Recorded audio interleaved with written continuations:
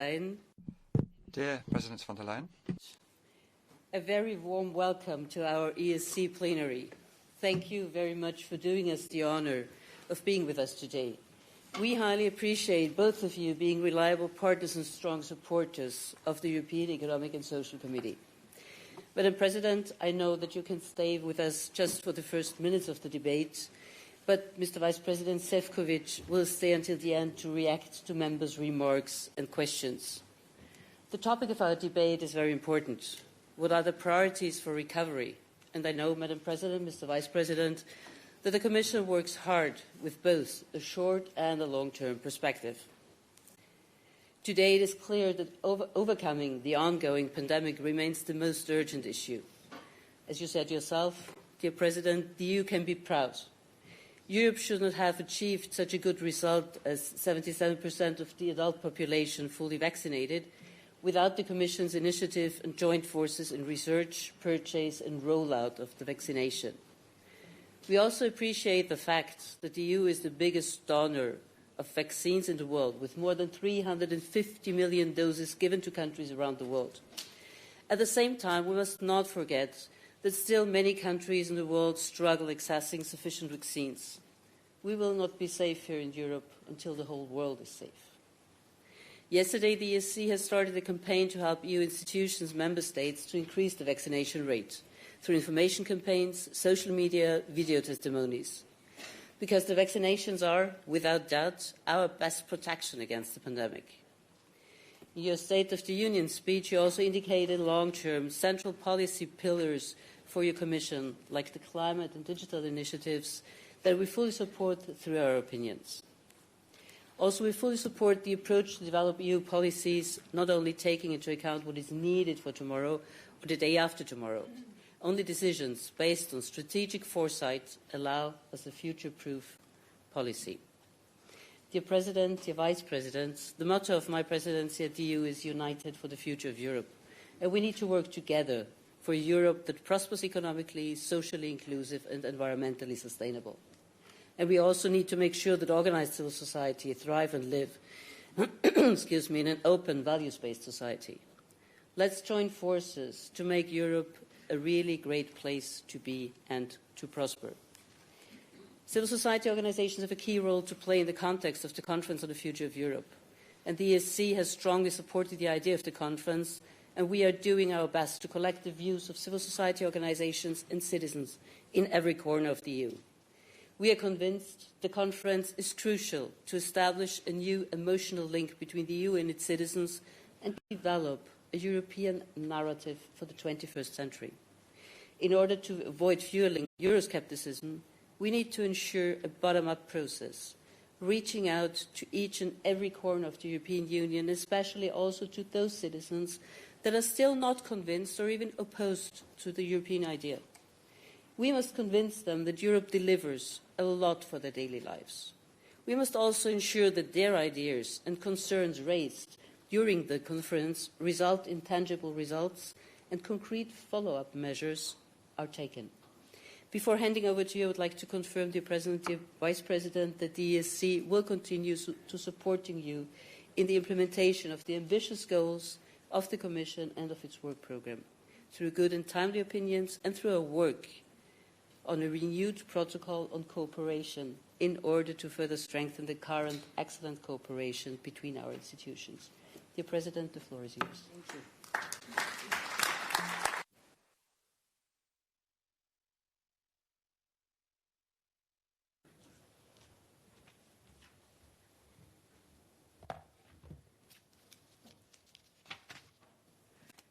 Good morning.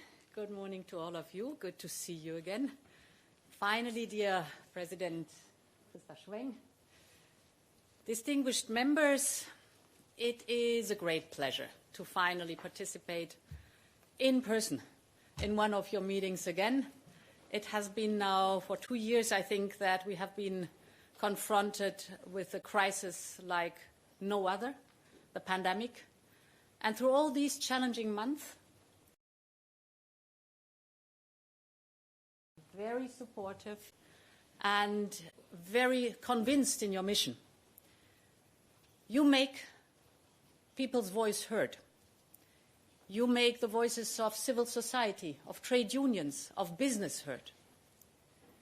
Voices of small entrepreneurs, of farmers, of consumers, but also of professional associations.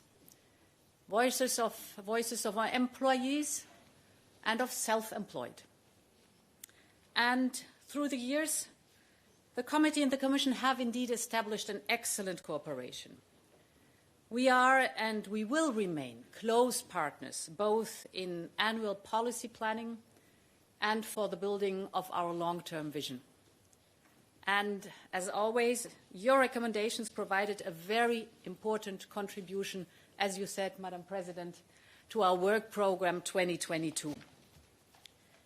We all want to speed up the green and the digital transitions, and we want to preserve the foundations of our social market economy. And I emphasize social, because around the world we have a lot of market economies, but we only have one unique European social market economy. But let me first focus on the current situation. At the moment being, we are witnessing a rapid resurgence of COVID-19, unfortunately, and it has come along with increased illness, hospitalization, and a high death toll. All of which is, unfortunately, very much concentrated among those who are not yet vaccinated. And on top of this, we are now faced with a new variant, Omicron. We know that it is spreading fast, and we know that it is a variant of high concern. But what is different is that, compared to a year ago, we have achieved now some crucial breakthroughs in how we fight the virus. We know that we need to protect ourselves and our loved ones. Those who are vaccinated are the most protected from severe illness.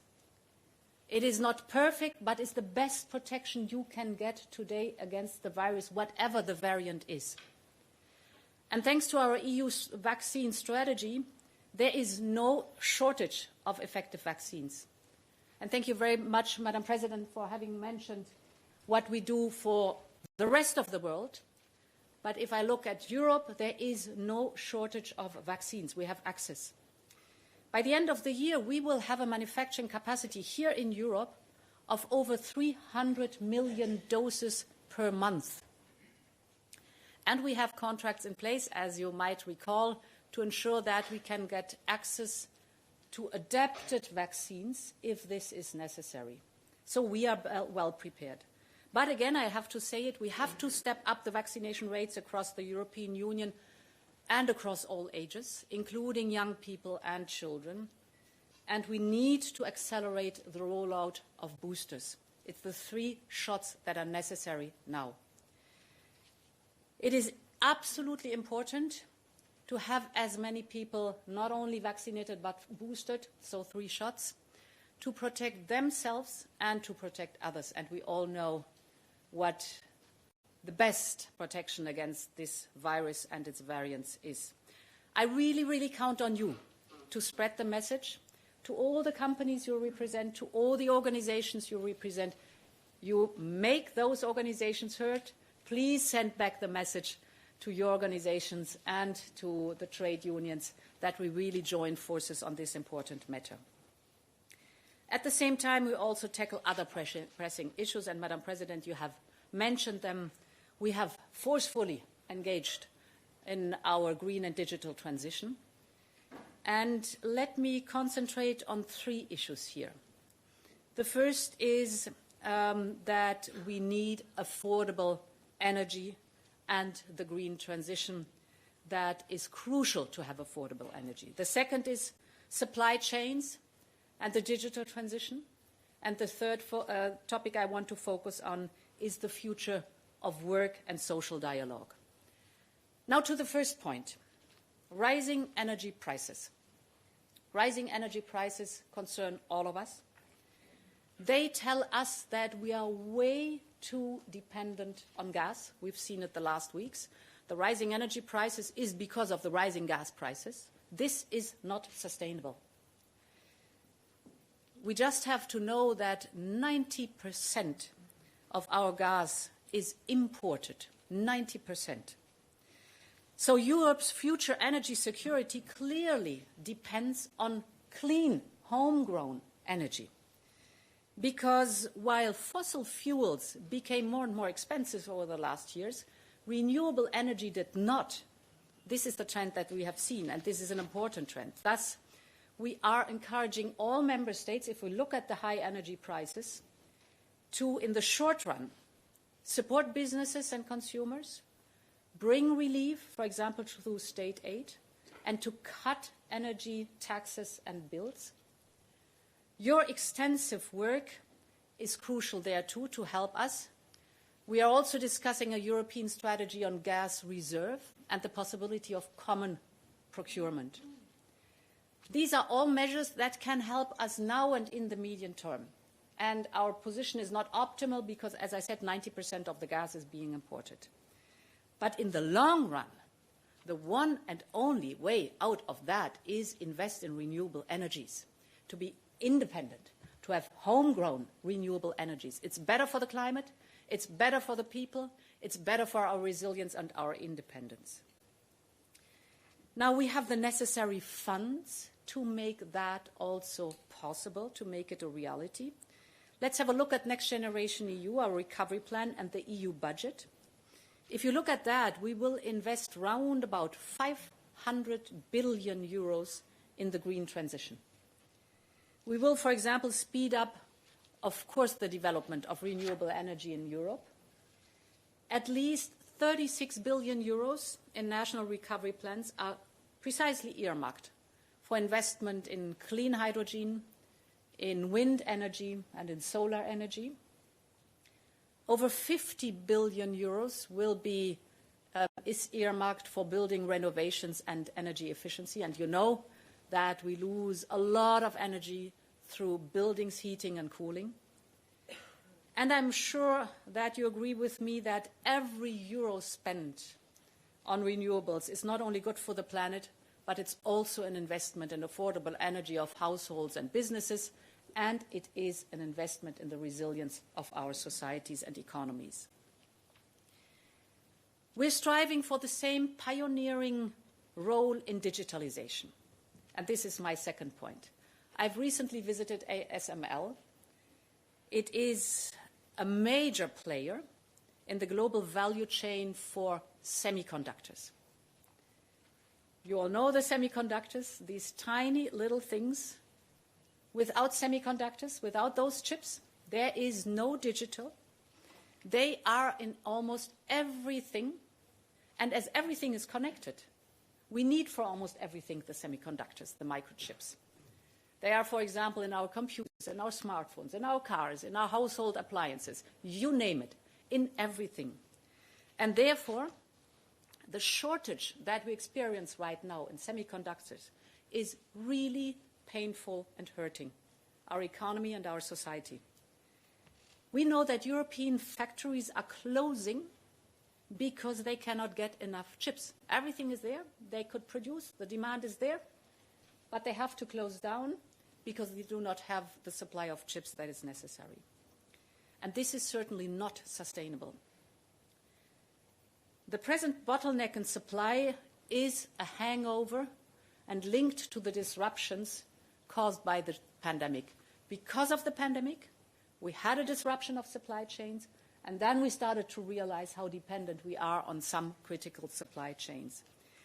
But these disruptions in the supply chains is also almost only a symptom of a broader issue, if you look at the semiconductors and the microchips. We are overly dependent, concerning semiconductors, on only a handful, at most, of suppliers from Asia. And this is why the Commission is proposing a European Chips Act. It is to scale up Europe's high-tech chip ecosystem. Again, worldwide, the demand for microchips and semiconductors is exploding, and we want to keep up. So by 2030, the number of connected devices, just to give you an idea, globally could reach 200 billion devices being connected. That means over 20 devices necessary per person. 20 devices per person are connected, and for that you need the semiconductors and the microchips. And this gives you an idea how important they are for our economic survival. Our goal is that we want to double the global market share of European-made chips from nowadays 10% to then 2030, 20%. We have to join forces to achieve this. We need to coordinate our research on chips. We need to invest in the build-up of manufacturing chips. We need workers with the right skills to be able to produce the chips. And we need to coordinate the support that member states give to companies to step up their chips production. So a whole ecosystem that has to be built, raising demand, raising supply at the same time, including all the other crucial topics that I have been naming. If we look at the numbers, up to 200 billion euros from Next Generation EU will go to digitalization, including research infrastructure and skills. So my small example of the tiny chips is a big lesson to learn about Europe's competitiveness and about bolstering the resilience of our single market. And this brings me to the third point, to jobs and skills in a fair economy and a fair recovery. As you know, the pandemic has accelerated changes to the labor market rapidly. Who should know it better than you? You have held public hearings on this issue. You have held public hearings with a focus on upskilling and reskilling. So you know the facts as well as I do. And I think we all have been speaking since many, many years about those topics also what lifelong learning is concerned. The green and the digital transformation is coming along with a broad jobs transformation too. And this is why we developed the Pact for Skills, together with trade unions, employers' associations. And in just 1 year, close to 500 organizations have pledged to reskill 1.5 million people working in key industrial areas, such as, for example, the automotive sector, microelectronics, I was just talking about them, or, for example, offshore wind farms. I was also talking about the renewables. So these are all topics we very well know. With Next Generation EU, Europe is also investing massively in the green and the digital skills and the lifelong learning. We see this everywhere in the Union. I give you some example. Greece, for example, is using the recovery funds to address the skills mismatch. You know that problem, that you have some skills on one side, but the demand are for others. Reconcile that. Portugal is launching a program to empower businesses to upskill and reskill its workers in the company itself. And Finland is using, for example, Next Generation EU to create personalized and digital services for job seekers, just to be better in the match of the labor market. Next Generation EU is thus providing the investment to train European workers for the next generation of jobs. And let me demonstrate how we want to achieve this with 3 concrete examples.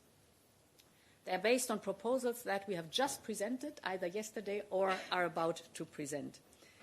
There is, first of all, our proposal on individual learning accounts. And you know very well this idea. It is the core of lifelong learning.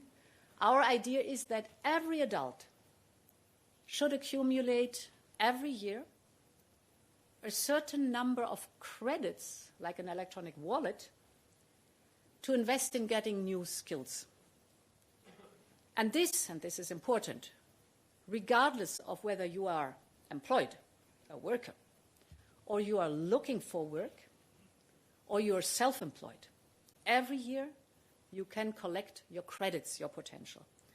And then when it's time, you can invest in pulling these credits to get upskilling, reskilling, learning, whatever is necessary for your individual situation. And we know that some countries already provide these opportunities, but we think, with this proposal we've put on the table yesterday of the college, that lifelong learning should be a right for all Europeans. So I'm very proud that we made this step forward. The Commission has also put forward yesterday a proposal for platform workers. We all know the world of the work is changing rapidly with the platforms. And I think it is very important that, yes, we are adapting to a changing world, but we will never adapt our values. The values are universal. So we have to make sure that the changing world also works for our values. Because there is a promise in Europe that is bound to the social market economy. And this promise must remain the same. The promise is we all work together and we share the benefits. And for the great risks of life, we are collectively protected. This is basically the social market economy. So it is built on the question to make us thrive in good times and in times of crisis. And it helps workers and business to absorb better shocks because of this collective protection of the big risks of life, be it age, be it sickness, be it unemployment, for example. And of course, the social market economy creates opportunities by promoting innovation, growth, and fair competition. This is also part of the social market economy. Now, new forms of work must have equal rights. And this is the proposal of yesterday for the platform workers. First of all, to define and to make clear when they are self-employed or employed at the platform. And with the employment at the platform, comes along, of course, the investment in the social security that is the hallmark of the European Union single market. And this brings me to the role of social partners, my last most important point. If we want to get the recovery right, social dialogue must be at the center. The Commission has insisted that social partners play a strong role in the Recovery and Resilience Plan. I know in some regions it was very satisfactory. In other regions, not as much. I heard the positive remarks and I heard the complaints, yes. But we will go further. Next year, the Commission is proposing a Council recommendation calling for more social dialogue at national level. So we have to keep on going to push hard for that topic. I'm a deep believer and supporter of the social dialogue because I know by experience through all those years how beneficial it was and is, not only for our economy, but also for our society, because this is where the tailored, good results are formed that are a golden compromise to move forward our social market economy. Liebe Christa Schwenk, dear colleagues, distinguished members, the pandemic has taught us at least one thing, and that is, even against the hardest challenges, we have the power to shape our own future. And this age calls for transformational politics. We're amidst of them right now already. A European Green Deal, a digital decade for Europe, and a new social rule book for workers and businesses. I would like to thank you for your contribution to the Conference on the Future of Europe. Madam President, you mentioned it. Thank you so much. You have the power to mobilize voices from across the continent, from all sectors of society. And with your support, of course, the Conference on the Future of Europe has a much, much broader reach. The Conference on the Future of Europe is, I think, the perfect platform, again I take that word, for civil society to make their voices heard, and of course to shape Europe's future. Because Europe is, in the very end, what we make out of it. So I'm looking forward to your cooperation, which indeed traditionally has been an excellent one, is an excellent one, and I hope for the future will stay an excellent one. Thank you very much for your attention.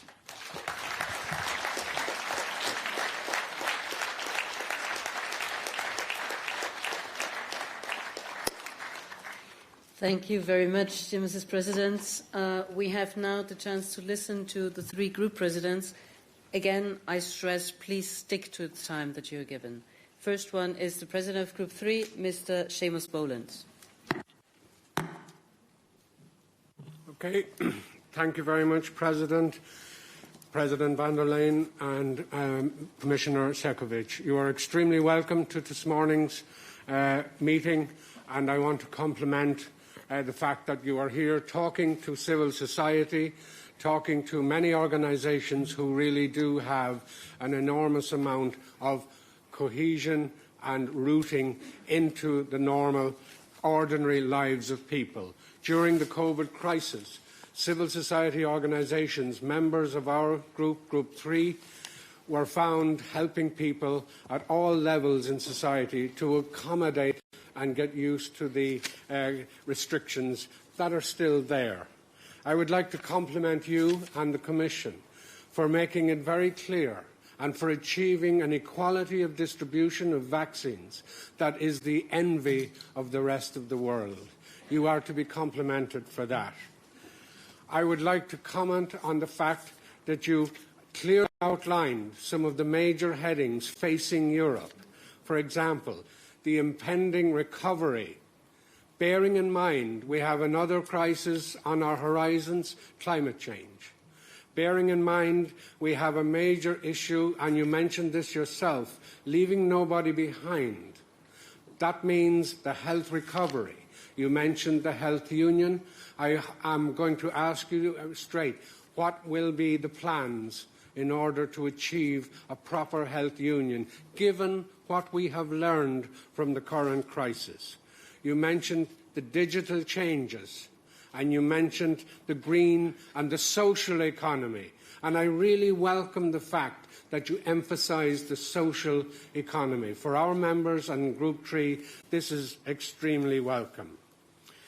Just quickly on the health union proposals. We believe if we have learned nothing from COVID crisis, we must have a more robust health system.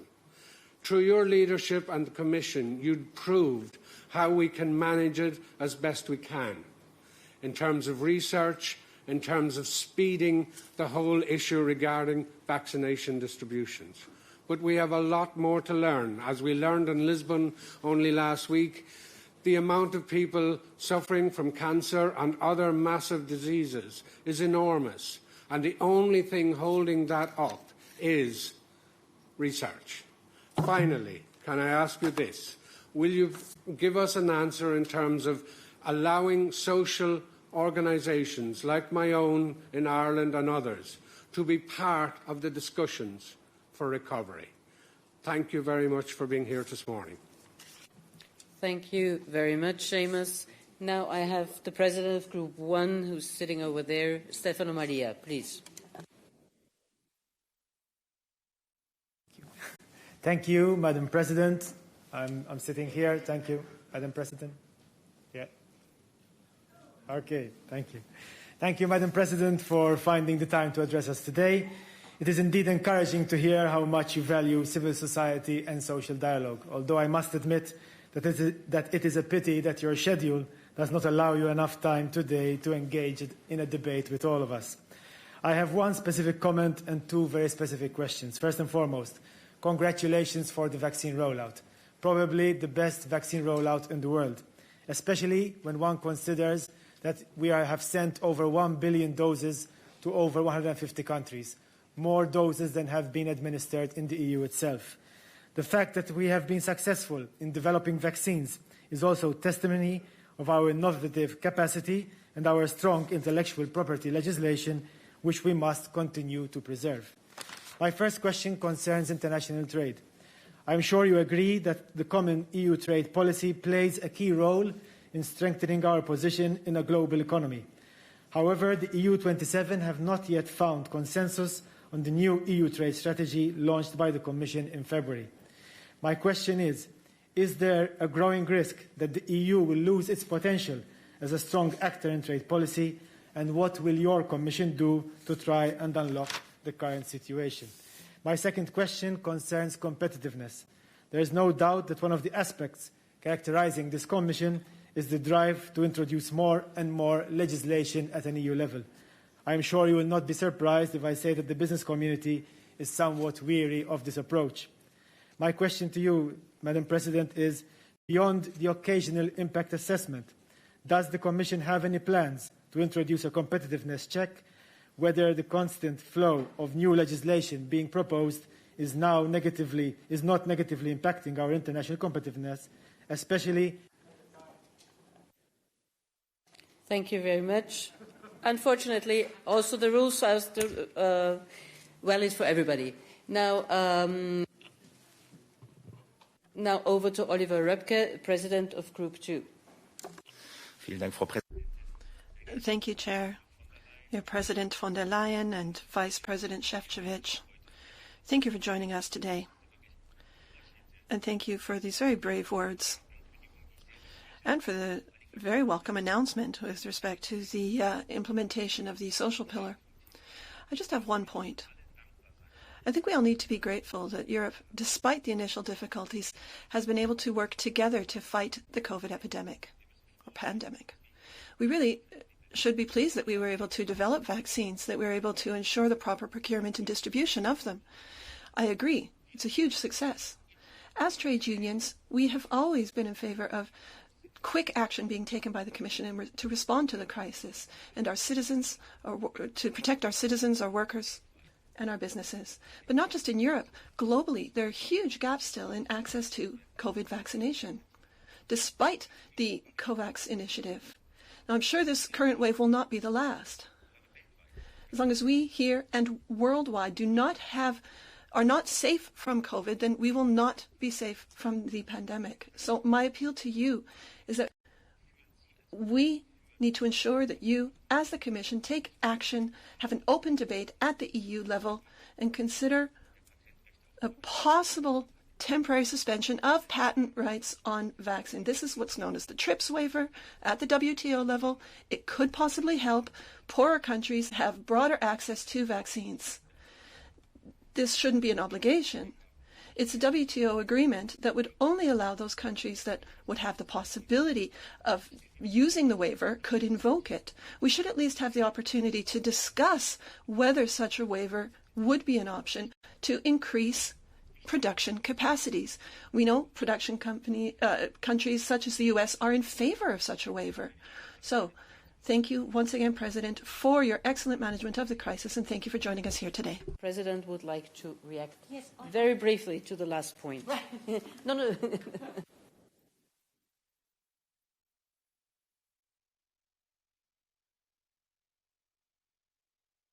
I am about to leave. I just want to take the opportunity on this very important topic on the vaccines overall, just to share some figures with you. So indeed, we have delivered now to the European people round about 1 billion doses of vaccines.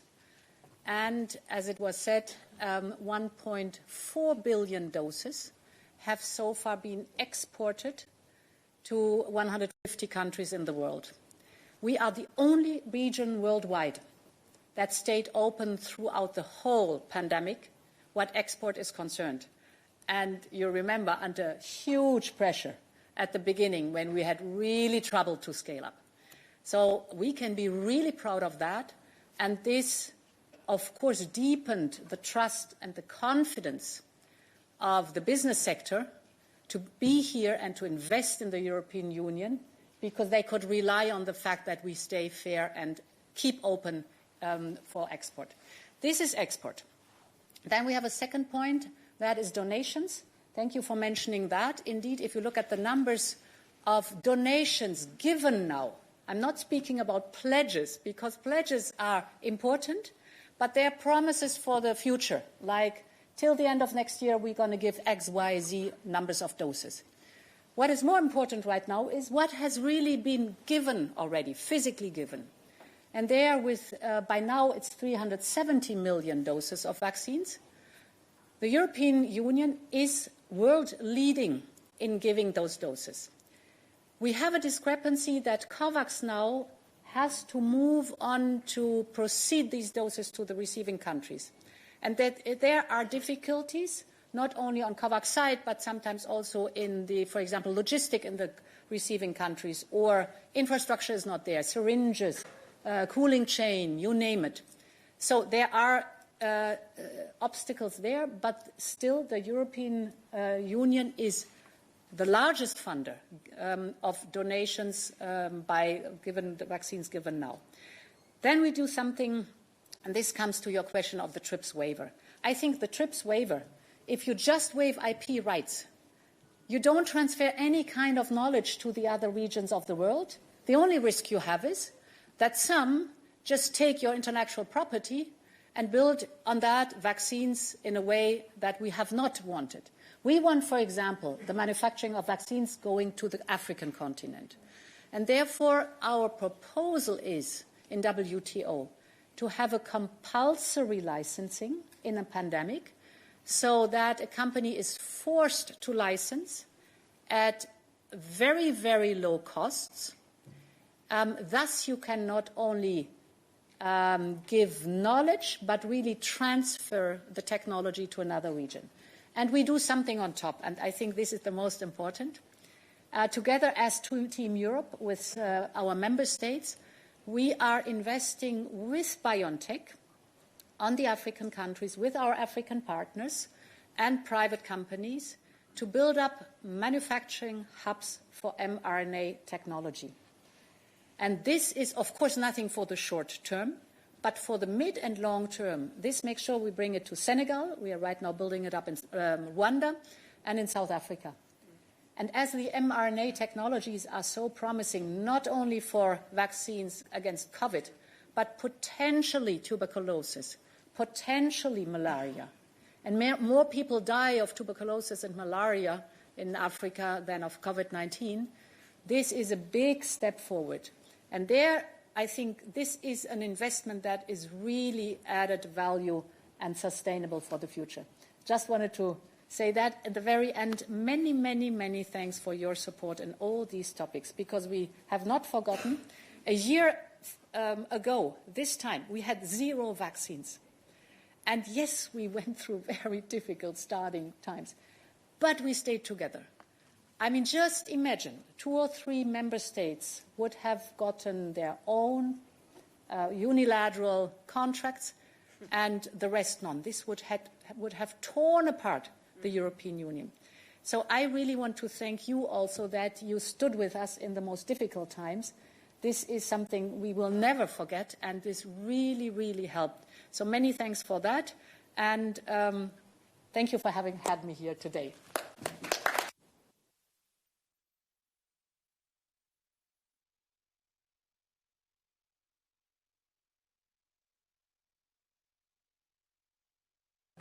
Dear colleagues, we continue with the debate, and the next speaker on my list is Mrs. Marion.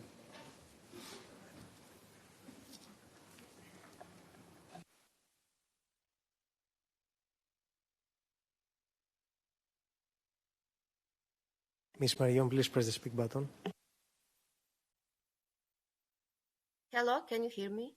Dear Madam, everybody, hello from Zagreb. In the last 2 years, the Commission have emphasized that children and youth are priorities, which I fully support, especially Youth Guarantee, Child Guarantee, and ALMA program. I came from Croatia and represent NGO Zamisli, which deals with young people. In Croatia, demography is one of the largest youth problems. We are just about entering EU Year of Youth. How does the Commission plan to tackle a huge demographic issue and brain drain that is acutely affecting too many of EU regions and our member states? Which initiative, instrument, and EU funds, including partnership with institutional philanthropy organization, do you have in plan? Thank you, and you can count on us from civil society for the support. And I hope the President will keep us in our speech next time in future. Thank you. Thank you very much. Frau Parti. Ms. Parti, please. Thank you very much. I'm going to speak in German. Dear Vice President, at the beginning of the legislature, you received from the highest, you ended up on the very highest political level. The strategic foresight was rubber-stamped, and the committee here has twice has looked at the Commission's report, and we are convinced that the strategic foresight is very much part and parcel of policy, and we'd like to thank you for using this methodology. But we were disappointed that in the second report, the current one, the strategic foresight isn't complete, and it remains unclear how in the European semester or in other relevant European political processes how this is anchored and what influence this has. So it's open as to the orientation or the guidance that the strategic foresight will provide moving forward in Europe. At the same time, we're dealing with many different issues: decarbonisation, digitalisation, demographic change, deglobalisation. The Commission President has mentioned those issues. People expect, and quite rightly so, that political decision makers have a grip on these megatrends, but also have a coherent and strategic plan as to how to deal with them. Against this background, it's disappointing that, for instance, the role of social insurance systems and their current and future financing isn't fully factored in here. We believe the strategic foresight is a very important instrument, and we would like to make sure that it is used appropriately. So we are calling on you, all of us here in the ESC, to really shine a light on how important CSOs are, and how important it is that we have knowledge fed into this whole process. Thank you. Dankeschön. Punktlandung, Maggie. Thank you very much. Mr. Carres, please. Merci, Madame la Présidente. Thank you very much, Chair. I'm in the room.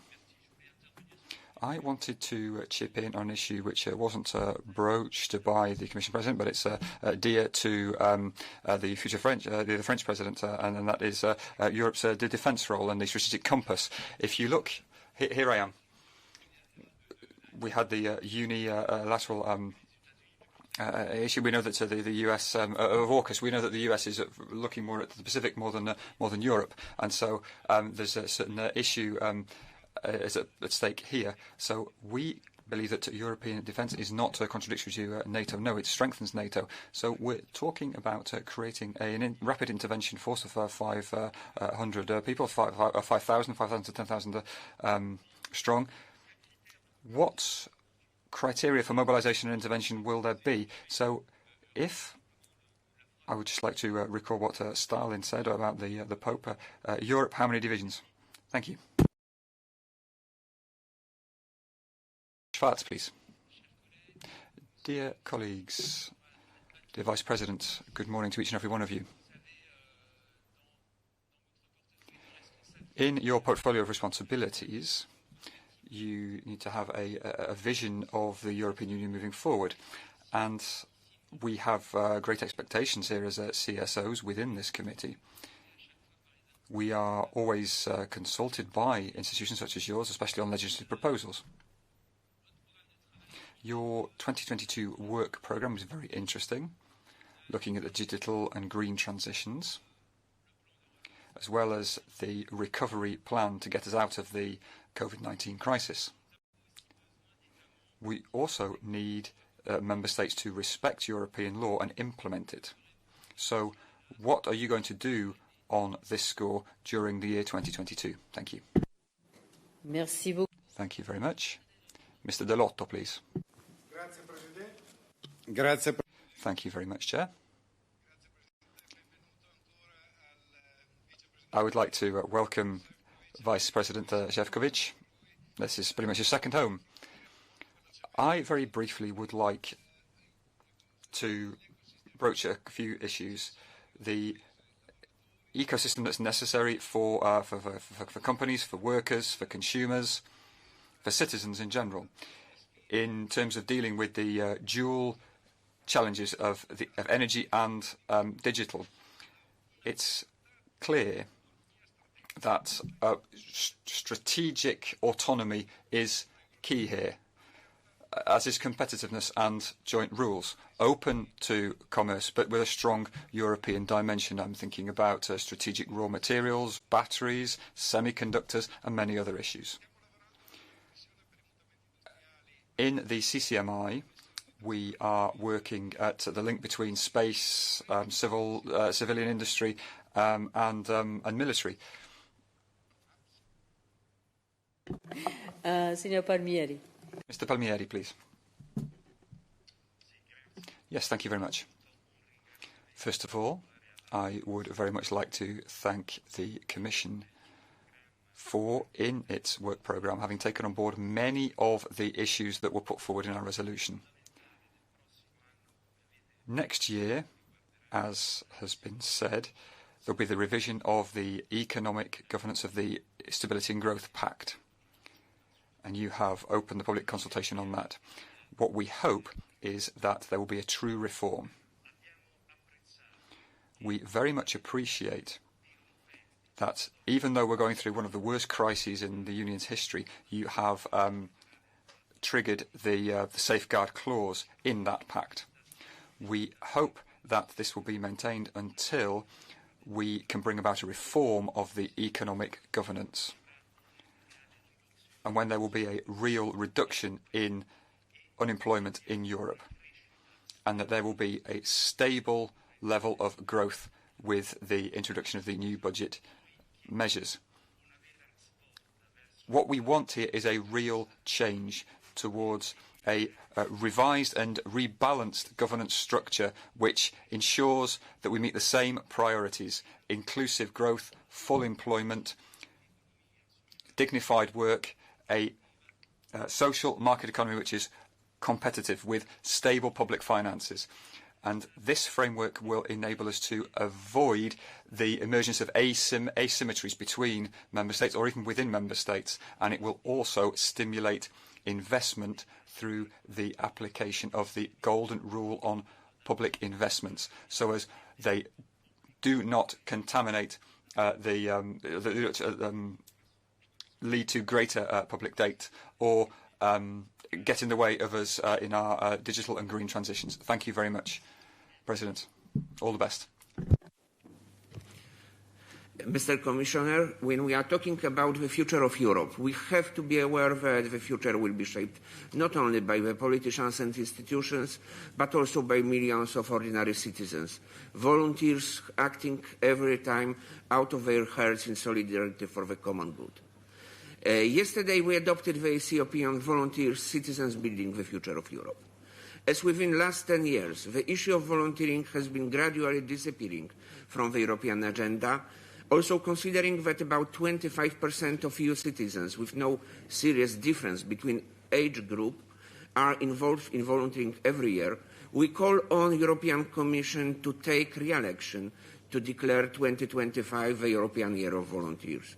We believe that it will be not only the way of paying tribute to the millions of volunteers also involved in COVID time, but first of all, as the starting point for the real EU policy in this area. Thank you. Thank you very much. Mrs. Hartmann-Radova.